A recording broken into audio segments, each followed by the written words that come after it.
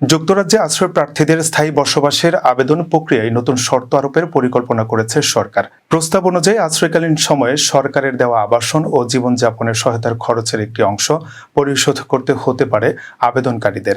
সরকার জানিয়েছে সর্বোচ্চ 10,000 পাউন্ড পর্যন্ত অর্থ ফেরত নেওয়া হতে পারে। তবে এই নিয়ম শুধু আর্থিকভাবে সক্ষম প্রাপ্তবয়স্কদের ক্ষেত্রে প্রযোজ্য হবে। শিশুদের এই নিয়মের বাইরে রাখা হয়েছে এবং আগের কোনো আশ্রয় প্রার্থীর ওপর এটি কার্যকর হবে না। ব্রিটিশ সরকার বলছে, অবৈধ অভিবাসন নিরুৎসাহিত করা এবং করদাতাদের ওপর ব্যয়ের চাপ কমাতে এই উদ্যোগ নেওয়া হয়েছে।